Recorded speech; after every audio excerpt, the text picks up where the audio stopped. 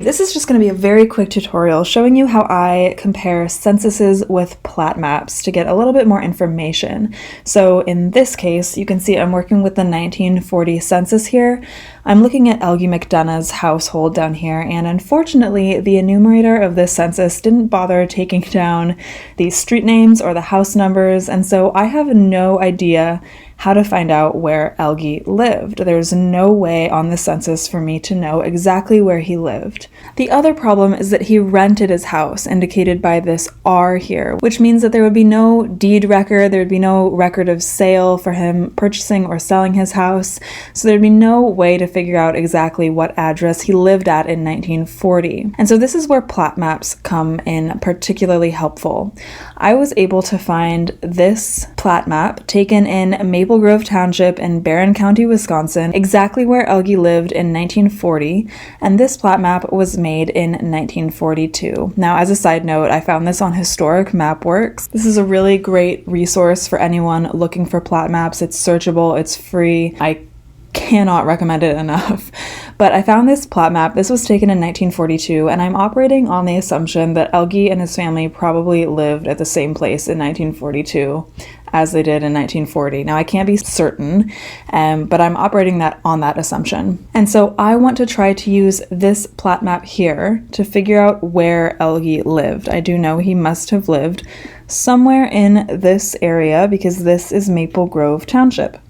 Now, if we go back to the census here, you'll notice that although Elgie rented his property, there were a lot of people around him who owned their property. Now, Elgie wouldn't himself be listed on the plat map because he rented the property, and the plat maps only show the names of the property owners. So although Elgie wouldn't be listed, the people that were listed as his neighbors would, in theory, be listed on the plat map.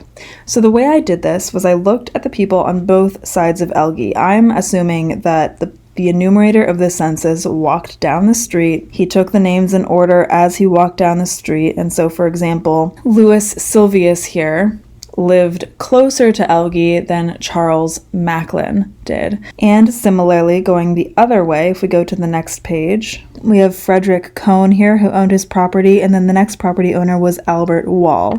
So I'm assuming that Frederick lived closer to Elgie than Albert Wall did. So what I want to do on this plat map is find those names, compare where they are to one another, and hopefully we'd be able to place Elgie right in the middle. So on one side of Elgie, we have Sylvius, Chapman, and Macklin. Now, if we go over to the plat map, we do see, actually, Sylvius, Chapman, and I don't see Macklin here, but I do see Becker down here, and Becker was one of the names farther up, farther away from Elgie. He was enumerated up here at the top of the page, L.V. Becker. Well, this is L.B. Becker, but we're going to assume that those are the same people.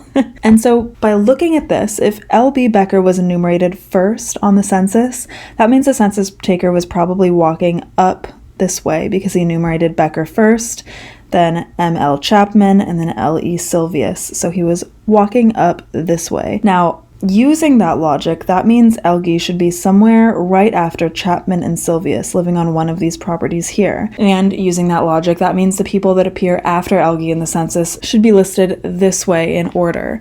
So if we go back to the census here and look at the names of those listed after Elgie, remember Elgie was listed at the bottom of the previous page, so here we are on the next page. We have what appears to be Frederick Cohn, but I actually discovered through a little bit more research that this is actually Frederick Jerome, F.L. Jerome. It was just transcribed wrong in Ancestry. So that's actually perfect. We have on one side of Elgie, Chapman, Sylvius, on the other side of Elgie, Jerome. And let's go back here. The next person that owns is Albert Wall. So here's Jerome, and you see Albert Wall up here. So it is true that the enumerator was walking north along this street, and so Elgie would be located somewhere between Chapman and Sylvius and Jerome here, which means he probably lived somewhere on this intersection. He probably rented out a portion of this land from one of these people because he was listed right between them on the census.